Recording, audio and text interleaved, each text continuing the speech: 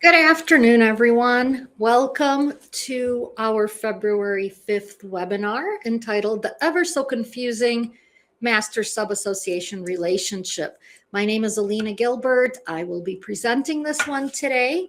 So let's go ahead and go through some housekeeping items before we get started. And you can enjoy the little comedy clip here. Just real quick, in the past, we've had a few folks comment that the sound has not always been very clear, it hasn't been that great. So we have a new I was gonna say microwave. No, it's a microphone actually, not a microwave, that we are trying out today. So if you could, at the very end of the presentation, as you know, we have the little questionnaire survey pop up and we ask you for your comments. If you could just at some point let us know if the sound is coming in good, if you think it's better than it has been, about the same, if you think it still sucks, just let us know so we can decide whether to keep this lovely microphone. I have some of you already sending chats in saying that the sound is good, sound is better. That's wonderful. So happy to hear that. Okay, so again, my name is Alina Gilbert. I will be presenting this webinar today. The bulk of your screen should be the PowerPoint, so the rejected condominium names. And then on the left is the presenter, who is me. Surprise, here I am. On the right side of the screen, you're going to see a little chat icon. Oh, wonderful. Everyone's saying the sound is good, it's loud, it's clear, it's better. Wonderful. I'm so happy to hear that. Yay. So this is a $20 microphone, by the way. So, wow. All right. So on the right side is a chat icon, and that is what you're going to click if you have comments or questions. I will save all the questions for the end of the webinar because a lot of them kind of get answered as we go anyway. And plus, I want to make sure we have enough time to get through all the materials before we start answering questions. You will get one CMCA credit for this webinar, assuming you stay on for the entire time. And it will be automatically generated and emailed to you. You should have it probably within the next 24 hours or so. If you don't see it, feel free to reach out and let us know you haven't received your credit, and we will get one sent out to you. The other thing is, for those of you who don't know, the credit form that you get with the email, that disappears after about 30 days. So you want to make sure you save that form either as a Word document or a PDF. Just make sure you save it so it doesn't disappear one day when you're looking for it. Let's see. We are recording this webinar. I was like, what else do I need to tell you? We're recording this webinar. It will be available on our YouTube channel, probably also within the next 24 to 48 hours. So if you enjoy it and you want to recommend it to someone, feel free. They can watch it on YouTube. They just will not be able to get a CMCA credit for it. And then finally, as I said before, you are going to have your little survey pop up at the end. So if you have time and inclination, we do always appreciate whatever feedback you can provide. I don't consider anything good or bad. It's feedback, and it helps us improve what we do and what we present to you on any given day. So we appreciate whatever information you're willing to give us. Okay, let's get started. One of the reasons we're doing this class is, and I suspect if you're on this webinar, you are either managing or you're on the board for a master community or a sub-association, and things are confusing, and perhaps there's issues between the master and the sub, perhaps there's other things going on. But the master sub-association relationship has always been a point of contention as far as I'm concerned. There's always a lot of questions with respect to who does what, who has authority to do what, and how do they kind of coexist. So this class is to hopefully provide you with some clarity on the issue, although, as we always say, there's never 100% clarity. A lot of it is dependent on the documents. But first, let's talk about what a master association actually is. So you can read this for yourself. This is how Kiowa defines a master association, and you can read through it and say, huh? Because that's kind of even what I'm saying. Like, what does this mean? This is a whole bunch of legalese, and I don't know what it means. So let's talk about what it is in plain English. A master association is essentially, it's an association, and it either has authority over or it provides services to, or both, to other associations and owners within such other associations. I always love to use Highlands Ranch as an example of the Master Association. It is the epitome of the Master Association here in Colorado. I think it's the largest HOA out there. And so I always like to look at that as an example. And in this case, what we have is you have Highlands Ranch, kind of the big master association, and then you have sub-associations within it. If you live in Highlands Ranch, you might live in a sub-association there, or you might not live in a sub-association, you just live in Highlands Ranch per se. But I think that when we think of a master association, think of Highlands Ranch, and let's talk about what kind of services does it provide to its residents. Well, it's got 4 recreation centers, full and complete recreation centers with swimming pools, usually indoor and outdoor swimming pools. It's got a workout room, right? It's got gyms, it's got meeting rooms, it's got other amenities. And anyone who's an owner in Highlands Ranch, regardless of whether you live in a sub-association or not, you can go and use these recreational facilities at no additional charge. Unless, of course, you want to participate in a class or something like that. But as far as just going and using the pool, going to the workout rooms, that's part of the assessments, and it's open to everyone in Highlands Ranch who's an owner. So that would be an example of providing some sort of service or benefit to other associations, or really it's more to the owners within the associations. There's a lot of ands and ors here. Okay, so that would be providing a service. What other services might there be from a master association?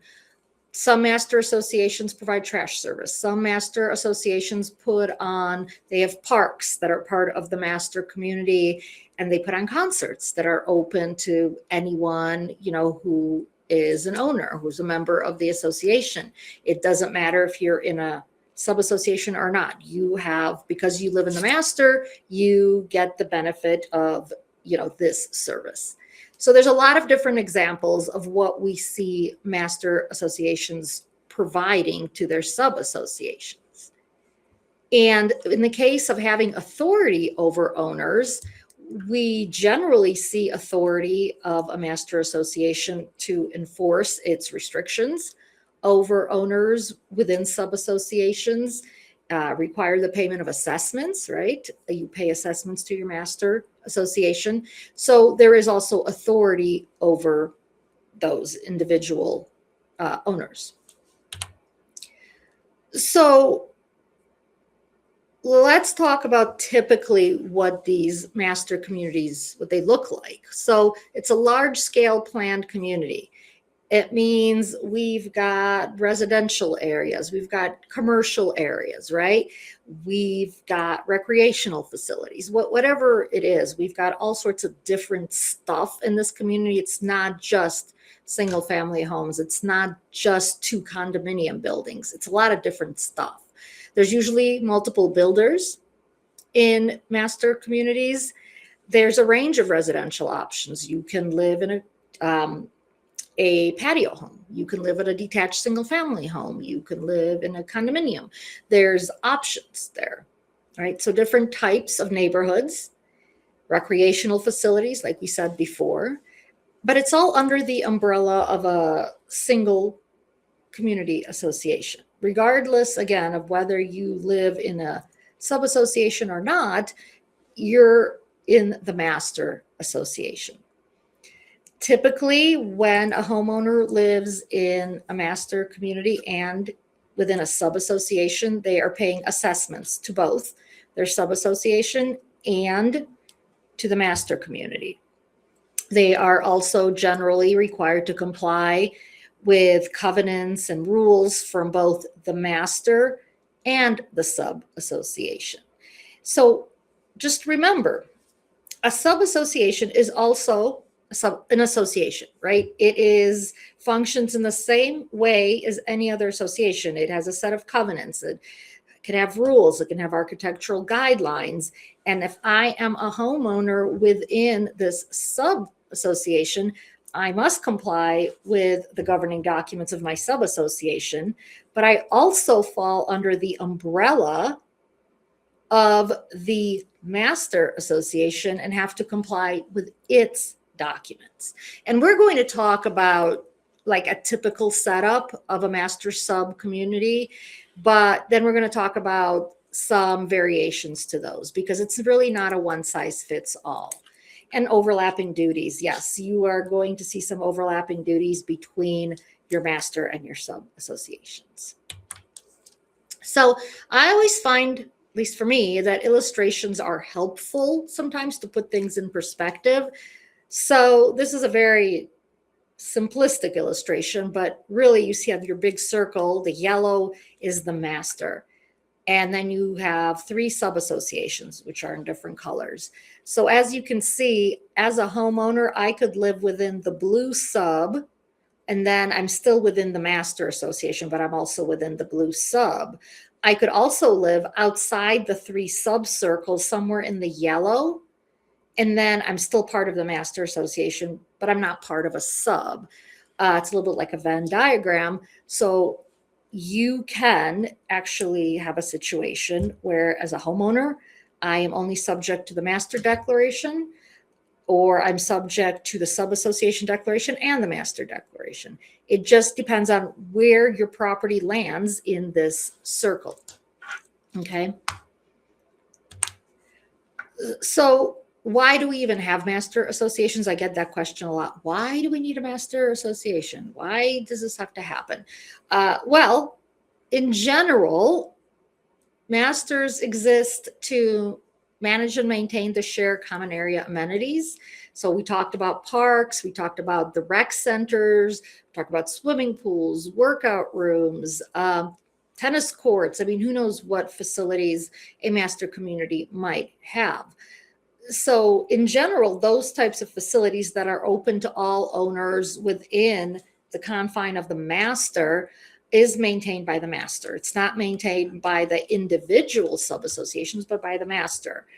It is also intended to govern a large community which has mixed use properties, right? So if you have some commercial buildings here, you got some shops, but then right across the street, you have condominiums. That is, you're not going to have the condominium association being able to tell the shops what they can and can't do. So that's something that is overseen by the master generally. And so we ensure cohesive and aesthetic standards for all properties in the community, and they really handle large scale operations. Again, if you ever get confused about what that means, just think of Highlands Ranch. Highlands Ranch is huge. It has, I believe, over 35,000 homes right now. I mean, it's a city, but it's not. It has its own post office, but it's not a city, right? So it is, think of that. Think of all the different stores and shopping centers within Highlands Ranch, but then think of all the different subdivisions you can go into where there's single family homes, where there's condominiums. So there's lots of different stuff going on there. And it's certainly more than one small community could handle at any given time. So we got some large scale operations going on. And kind of the biggest question we deal with is, well, what is the authority of this master association? What is its authority over the sub-association? What is its authority over me? I'm a homeowner in a subassociation. Does it have authority over me? What kind of authority does it have? And the answer really is it totally depends on how the documents are written, not just the master documents, but the subassociation documents. There's nothing specific in a statute or in Kiowa that says that a master community is always going to handle X, or a master community will always be in charge of a subassociation. There really isn't anything like that in there. And so the connections between the master and the subs and the homeowners are all set forth in their covenants. And that's why a lot of times if you are working with a subassociation and they have a master community that they're trying to deal with, and they say, well, can the master do this? Typically, the answer is going to be, well, I don't know. Let me take a look at your documents and let me take a look at the master's governing documents to see what they really have authority to do. So the lesson here is don't assume just because some entity is called a master association that it has specific powers or authorities without looking at the documents, because it's not a one size fits all. And just because it's a master community, that doesn't automatically give rise to authority over a subassociation necessarily. We're going to do a quick little comedic break here. I always find this one pretty funny. All right, but we're going to move on. Let's now talk about what we typically see. And just because this is what we typically see, that does not mean we assume that this is how it always is. But a typical type of setup between a master association and a subassociation. What you're normally going to see is two sets of covenants and rules, policies, whatever. So your master community has its own declaration. Your subassociation has a declaration. They each have their own rules. They have their own ARCs. They have their own ARC submission process. And they each are responsible for enforcing their own documents. So let's take an example. I live in a subassociation, and my subassociation has in its covenants, it basically says I can have, it talks about pets, and it says chickens and pigs are acceptable. I can have chickens and pigs as pets. But I also fall under the umbrella of the master. And when I read the master covenants, it says no farm animals. So obviously these are kind of contradictory provisions, because I would say a chicken and a pig would both clearly constitute farm animals. So what do I as an owner do? Well, let's say I'm going to buy a chicken. I'm going to have a pet chicken in my yard. What can I expect? Well, my association, my subassociation, isn't going to care. I'm not violating anything. The master association, if it gets a complaint or finds out I have a chicken, is probably going to send me a violation notice saying, hey, you're violating the terms of our declaration because we don't allow farm animals and you have a chicken. Am I going to come back to that master and say, well, it doesn't matter because my sub-association allows me to have chickens? I mean, I could. It's not going to get me very far, because ultimately I've got two separate sets of covenants I have to comply with.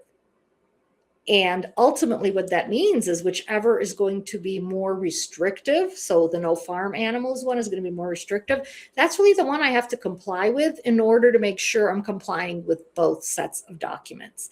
A lot of times I have sub-associations come to me and they say, well, we have to make sure our rules match up with the master association's rules. I said, why? They're like, well, we're not allowed to have something different. And I say, well, where did you see that? Well, I didn't. That's what the master told us. We have to have exactly the same rules. Like, well, that's not true. That's not written in any statute anywhere. But that's kind of this perception out there that if I'm a sub-association, I have to follow exactly what the master does, and that's just not the case unless you see that requirement in your documents, or that requirement is in the master documents, that all sub-associations are required to follow, are required to have rules that are in accordance with the master associations, or that don't contradict the master association's rules. But if you don't see that anywhere, there's nothing that requires it. Okay. You're also typically seeing two sets of assessments, right? You're paying assessments to your master community, and you're paying assessments to your sub-association. And so often we have homeowners moving into a sub-association, and they don't understand that they're really signing up to pay two sets of assessments. So they're confused when they start getting delinquency notices from either the master or the sub. Like, but we're paying our assessments. Well, you're only paying it to one entity, not the other, right? They're two separate sets of assessments because each association provides its own services to that individual homeowner. And each association needs to be able to have money to be able to provide those services, but they're separate and apart from one another. So this is how we typically see associations set up, but that does not mean that is how they are all set up, right? And again, because there's nothing specifically regulating the setup in statute, it really is all going to be specific to the documents themselves. So I want to take a look at a few different variations of things that I've actually seen out there, and talk about those, because you might see that, or you might actually be working with a community right now that's experiencing this. So one variation is a sub-association delegates its enforcement rights to the master association. So essentially it says, well, we're not adopting rules. We will not have an ARC committee. We are deferring everything to the master. So homeowners, if you want to, build a gazebo in your backyard, you need to submit that to the master association and have the master either approve or deny that. And so that is one type of setup. And what the language we would be looking for in the governing documents in that case would be something like that. The sub-association documents would say that the association has authority to delegate its enforcement or its architectural requirements, its architectural duties to the master association. And on the flip side, we also want to make sure the master community documents say that the master has the right to accept delegated duties. I mean, the sub-association can't just say, here, take this, and you have no say in it. We need to make sure that the master has authority to take on this additional responsibility. And if you see that kind of language, then that is a good sign that we can turn this duty over to the master if it accepts it. Now, if you are planning on doing this, one thing to be aware of is, what are the terms of this? In other words, if we're delegating this duty to the master association, what if we want it back after a few years? What does that look like? And so ultimately, what we would want to see is some sort of a written agreement between the master and the sub-association, setting forth the specific terms of what we're delegating, what they're accepting, what happens if someone doesn't comply with the terms of this agreement. Like, what if the master doesn't actually respond to our homeowners when they submit ARC submissions, right? What if the master starts denying everything that they really shouldn't be denying? So what kind of checks and balances are in place here for the sub-association that's delegating its duties? We want to be able to have protections. We want to be able to have authority to take that duty back. So I would recommend, if you are thinking of delegating, and it is something that is allowed in both sets of documents, that you also work with your legal firm to help prepare some sort of an agreement between the subassociation and the master, in which the master agrees to take this on, and we spell out the terms of that. Okay, so that's one type of variation where the subassociation delegates enforcement to the master and ARC approval and all that stuff. A less popular variation is the master delegating enforcement to the sub. That one we don't see that often, but it could happen. And again, for this to actually work, what would need to happen is the master documents would need to have a provision that says, you know, the master can delegate its authority to the subassociation for enforcing covenants, for whatever. And then the subassociation deck needs to say that we have authority to take on this delegated authority from the master. So we need to have it in both sets of documents that we can accept and that they can delegate. Again, this would absolutely, I recommend having an agreement in place before any delegation is done to make sure that the terms of the delegation, the checks and balances are being spelled out, so we don't have an issue down the road of the master saying, well, I want to take the authority back, and the sub saying, heck no, we like this. We're not going to give it back to you. You don't want to be in that position. We want to dot our I's and cross our T's here. Okay. So again, not as likely of a situation, but it could happen.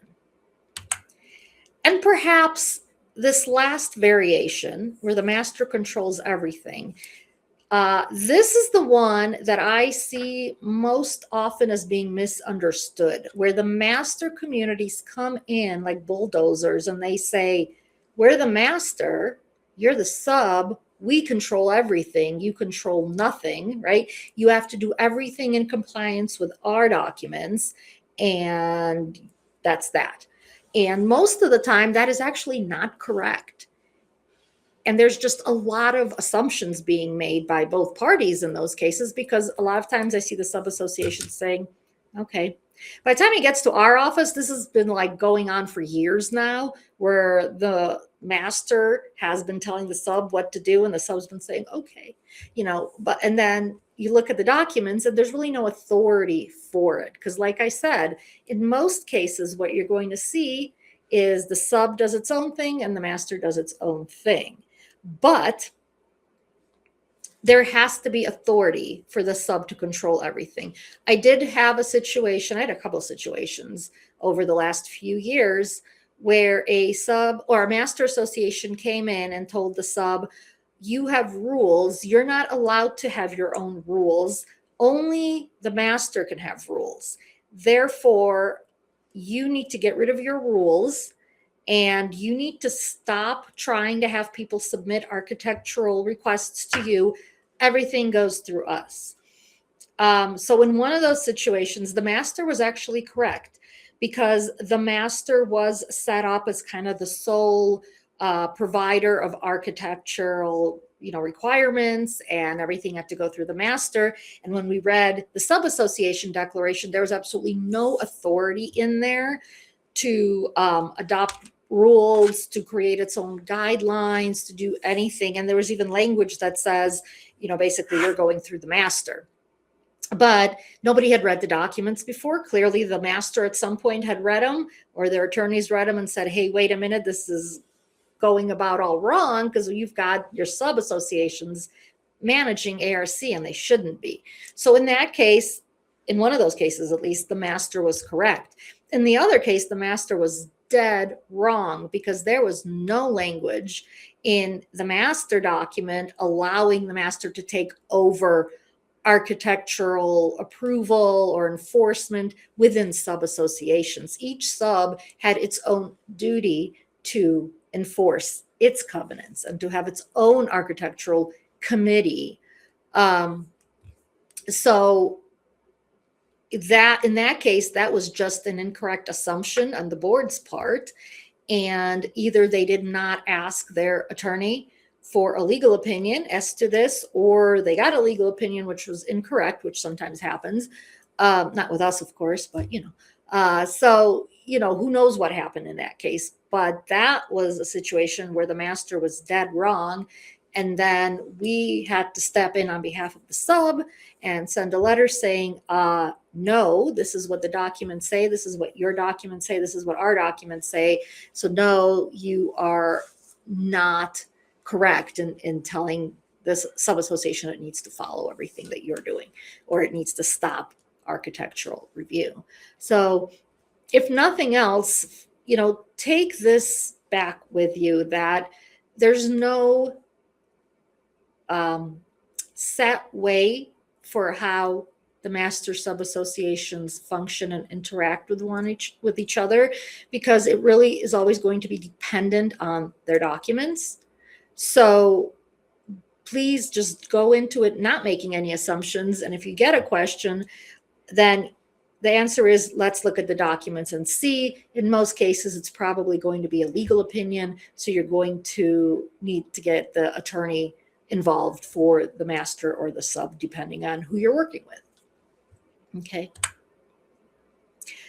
So we have a lot of mistakes. We just talked about some of them here, but I want to talk about some of the most common mistakes, at least that we see, when it comes to these sort of relationship. And the first one is not reading the declarations. And I think we've talked about that enough throughout, the past slides.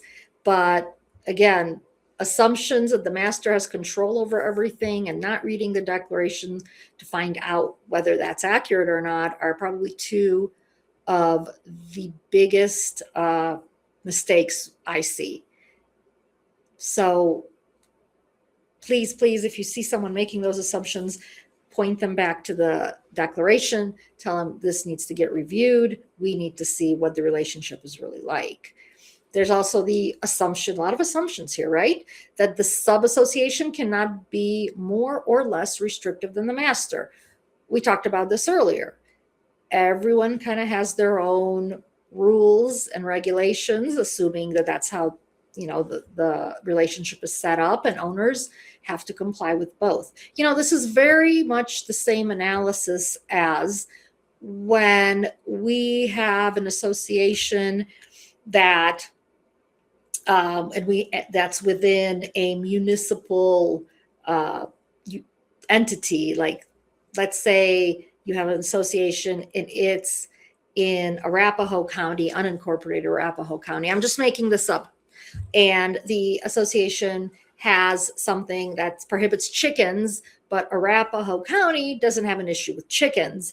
And so a homeowner, they go to the board and they say, well, you can't have this covenant because it violates Arapahoe County. Arapahoe County allows chickens.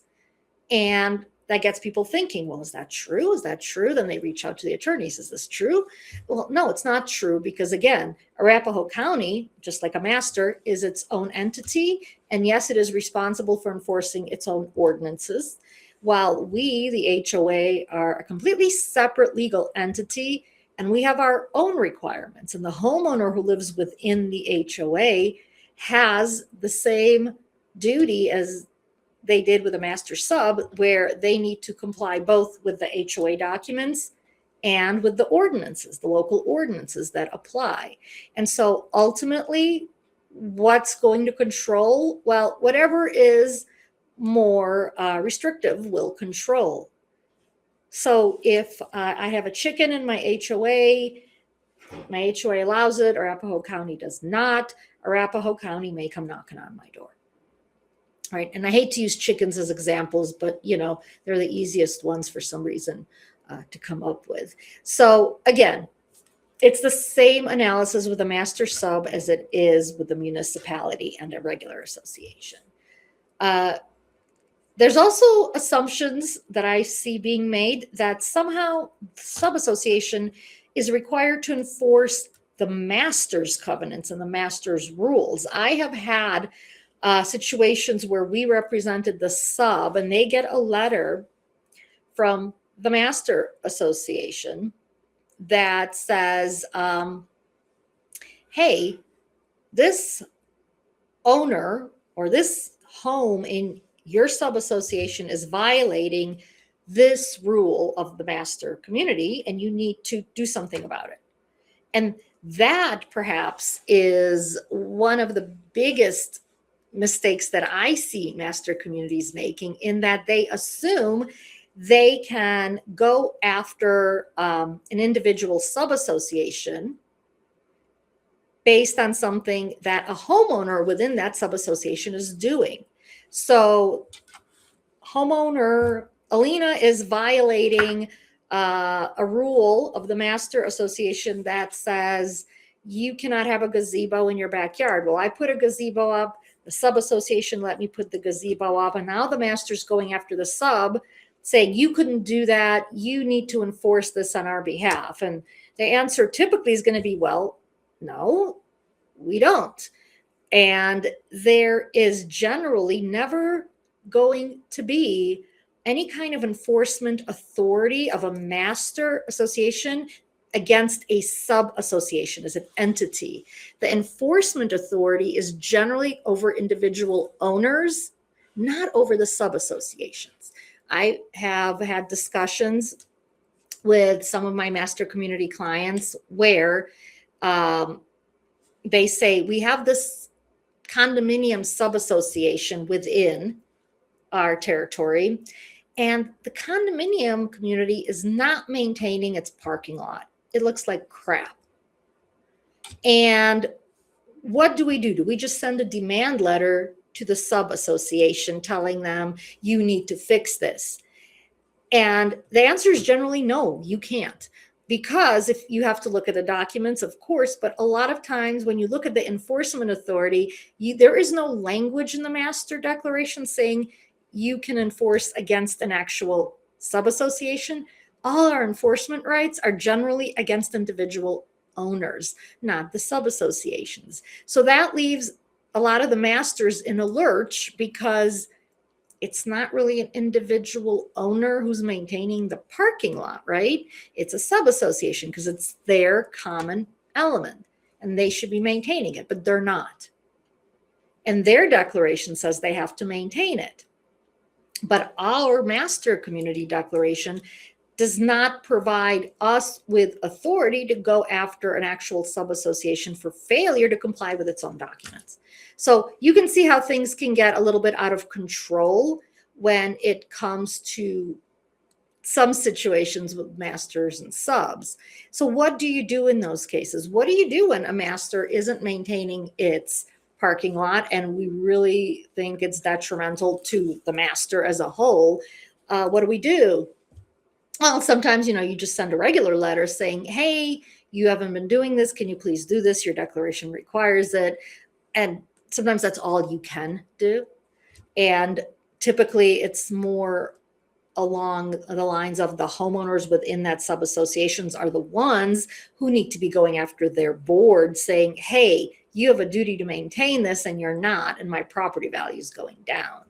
So it's not a foolproof setup with masters and subs, and things like this happen and things do fall through the cracks. And sometimes the master can't do anything about a sub-association not doing what it's supposed to do.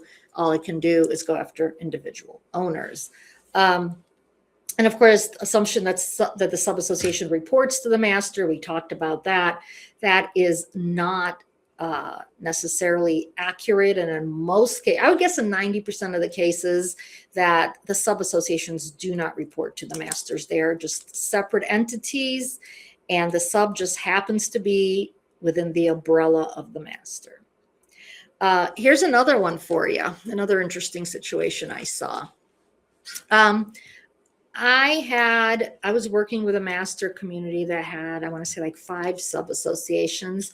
And for some reason, the way that this master was operating was, instead of collecting assessments from individual owners within the sub-associations, it was telling the sub-associations to collect the money on behalf of the master, and then had the sub-associations paying the master instead of going after the individual owners within the subs. And this has been going on for a long time. And there was a delinquency problem, a big delinquency problem. And the master said, well, what do we do? Do we file a collection action against the entire sub-association? And when we looked at the documents, we said, no, you can't. You don't have collection authority over a sub-association. You don't have control over that entity. Your duty to collect assessments is from the individual owners and not from the sub-association. So they'd been doing it wrong this whole time.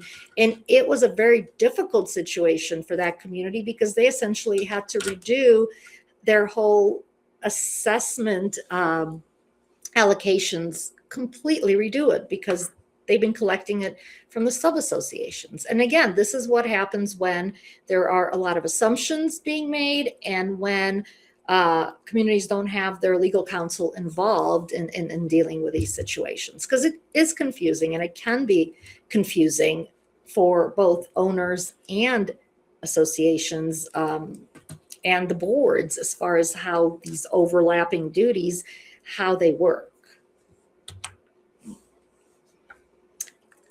All right, so some of this we've already talked about, some of it we have not.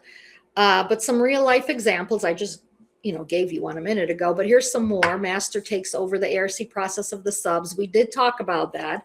Again, this is where the master has specific authority in its declaration to take over the ARC process, or the master's documents specifically require the master to provide all ARC reviews and approvals instead of the sub-association. So that can happen. And this is the one we just talked about, the master pursuing the sub-associations for delinquent assessments. Again, we see how that is a problem, and especially in that case where there was no authority to do that. Sub-association demands that the master intervene and solve its problems. This I have also seen, where you have a situation in a sub-association where homeowners or a homeowner is not complying with our covenants, and the sub-association, they're sending demand letters, nothing's happening, and ultimately the sub-association doesn't want to deal with it anymore, so they go to the master and they say, hey, you need to come in and handle this for us because you're the master. So again, it's another assumption that this is something the master is required to do. And a lot of times with these types of situations, the sub-association is wrong. The master does not have authority to come in and enforce restrictions of that sub-association against the owners. That's the sub-association's duty, and the master can only come in and enforce its own. Now, sometimes what we do is we see a homeowner in a sub violating the master community's declaration, and the master's not enforcing it. And it's not a violation of the sub-association's declaration, but the sub-association really, really wants the master documents enforced. So you will see, or, the board of the sub will send some sort of a nasty gram to the master saying, hey, you need to enforce your covenants. You need to enforce your covenants. And, that's no different than any homeowner sending a board that message saying, hey, so-and-so has a violation. You need to enforce the covenants. So that is exactly the same, type of analysis. The next one is, again, one we've talked about. The master is demanding that the sub-association does not adopt its own rules or does not adopt rules that are contrary to the master rules. Well, again, we've talked about how that is typically not something the master can demand, but you need to look at the documents to see if it is. Typically, you have yours, I have mine, I enforce mine, you enforce yours, and we don't really interact in that process. Master trying to force the sub to maintain common elements. So this is also kind of like that parking lot issue, but in this case, it can also be a situation where the master association has its own common elements, and the master decides, well, these common elements, these little side streets, they really only benefit this sub-association because these side streets go into that subdivision. No one else uses them. So why should we maintain them? We are going to tell that sub-association they need to take on the maintenance of those common elements. And so they try to bully their way to force the sub-association to maintain those little entryways. And again, that I've seen that happen. And unless our governing documents for both communities say that either the association has to take on any maintenance responsibility that the master throws its way, which you don't typically see that language. But if you don't, so you're either going to have that language or you're going to see something in the master declaration saying that the master can delegate its maintenance responsibility to the sub-association as long as the sub accepts it. So that's a different story. The sub would have to accept it. But the end result is just because you're the master and just because you've determined that these common elements really should be maintained by the sub-association, that doesn't give you the power to force the sub to take those on. There has to be more. There has to be something in the governing documents. Otherwise, it can only be done through a mutual agreement between the master and the sub, where the sub says, okay, we'll take this on, and they do that. But again, in a lot of cases, that would not be an agreement that either association has authority to enter into. So be careful with those things and consult with your attorneys before entering into any kind of a agreement like that. All right, and now for your entertainment. This one's really popular usually, this slide. I used to use it when we had live classes. But we have about 14 minutes for Q&A. So let me go through these questions. All right. Sorry, I'm trying to find. Okay, so regarding collection of assessments, what if the sub-association is not a separate HOA? So it wouldn't be a sub-association then. If it's just like a neighborhood within a master community and it's not a true common interest community, then it's not a sub-association. I use sub-association in the sense of it falls under Kiowa as a common interest community. So it's a separate corporation. It has its own set of covenants, that type of a thing. If it doesn't, then it's just a neighborhood in the community that falls under the master. Let's see.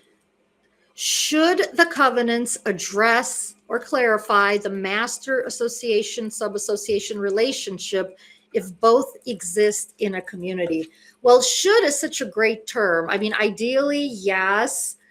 Do they always? No. So I would probably say in most cases, I do not see appropriate language in the master sub documents that talk about the relationship. So absent any kind of language talking about the relationship, there is none. Then it's kind of like every man for himself, essentially. Can the master board attend sub-association board meetings?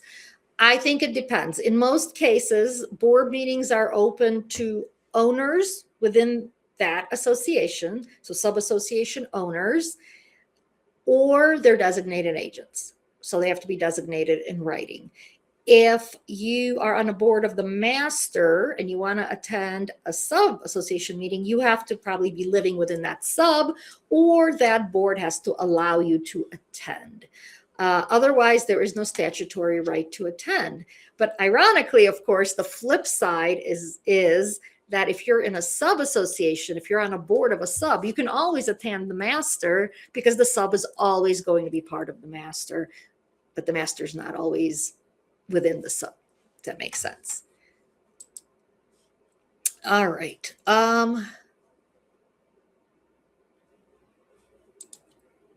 Let's see. Can you reiterate? Not sure I heard you correctly. The sub should not collect the master's assessments unless the declarations say otherwise. Yeah, you heard me correctly. That is true. Subassociations have no right, no obligation, no duty to collect master association assessments.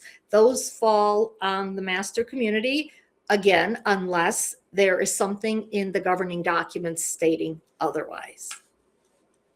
All right. Let's see. How do commercial associations fit into this, AKA Highlands Ranch, if that makes sense? Yeah, it makes sense. So you think of a commercial association no differently than a residential one. It's still an association. It's still a separate corporation. It still has its own covenants, and it still has owners. Now, it's usually, the commercial ones are usually like condominium set up, because like it is a strip mall, right? And so each separate store in there is its own like kind of condominium. So just think of it that way. There's really no difference in analyzing a commercial versus a residential association. Same duties, same type of setup. Let's see. Should the subassociation be providing master governing documents during resale? Technically, you are, as a sub, I don't believe you are required to do that. I think the master is required to do that. So I think if you have them and you want to, forward them on, I don't see a problem with that. But you are not the master. You are not required to provide those. Okay, sorry. Okay, where do I get documents regarding the master, for example, the declaration? So all declarations, just like covenants, it's the same document. They are all recorded documents with the county, the clerk and recorder's office in the county where the community is located.